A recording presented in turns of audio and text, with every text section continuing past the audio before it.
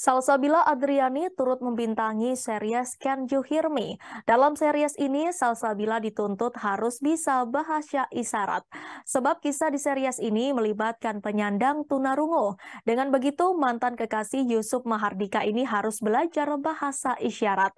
Belajar bahasa isyarat, Salsabila awalnya sempat bingung.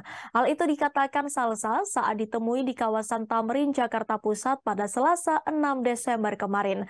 Ia juga gugup ketika pertama kali berinteraksi dengan penyandang tunarungu. Bersyukurnya seiring waktu Salsabila bisa memahami bahasa isyarat. Menurut Salsabila, kunci lebih cepat belajar bahasa isyarat adalah langsung berkomunikasi dengan penyandang tunarungu. Dalam series ini, Salsabila berperan sebagai Mutia yang tengah berjuang merintis startup lewat aplikasi biru. Aplikasi biru terinspirasi dari mendiang ayah Mutia, penyintas tunarungu yang menjadi korban bencana alam beberapa tahun lalu. Mutia hidup bersama adik angkatnya yang bernama Shiva atau Lea Ciarasel, anak tuli yang bertemu dengannya saat bencana. Mutia bersama Dimas atau Dava Wardana berusaha menenangkan kompetisi startup. Adapun kegagalan sering terjadi dalam merintis startup sehingga membuat mereka putus asa dan semakin ragu apakah biru bisa dilanjutkan atau tidak. Adanya adegan interaksi dengan penyandang tunarungu membuat series ini layak ditonton sebagai media belajar bahasa isyarat. Apalagi menyuguhkan kisah mengharukan tentang perjuangan meraih mimpi serta realitas yang dihadapi para penyandang tunarungu. Selain Salsabila Adriani, series ini juga dibintangi oleh Dava Wardana, Gabriela Eka Putri, Faris Nadi, dan Lea Ciarasel.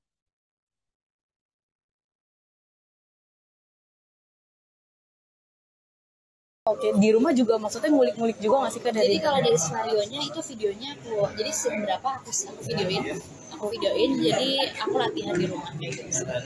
Oke, nah setelah itu kan mungkin sampai sekarang masih mendalami bahasa isyarat dan tentang teman tuli gitu gak sih Kak? Sebenarnya aku nggak pernah ngilangin itu sih, karena entah kenapa aku senang, entah kenapa ketika setelah judul ini aku pengen belajar lebih lagi, karena percaya deh buat orang yang belum pernah mencoba berbicara dengan mereka, belajar budaya mereka, belajar bagaimana cara berkomunikasi mereka, pasti setelah belajar rasanya tuh beda gitu loh, kayak kok gue malah pengen tahu lebih ya, kok gue senang ya ngobrol kayak gitu, karena terus akhirnya kebuka perspektif baru aja sih.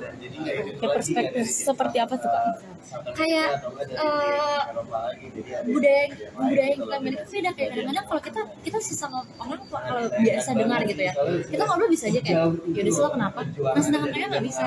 Kalau kita ngomong kayak aku marah, tapi kayak aku marah, mereka nggak ngerti kita marah, tapi harus kayak ya aku marah kayak gitu baru mereka ngerti gitu. Jadi aku kayak belajar bukan perspektif, maksudnya kayak selain bukan perspektif, kayak aku belajar banyak hal baru aja sih.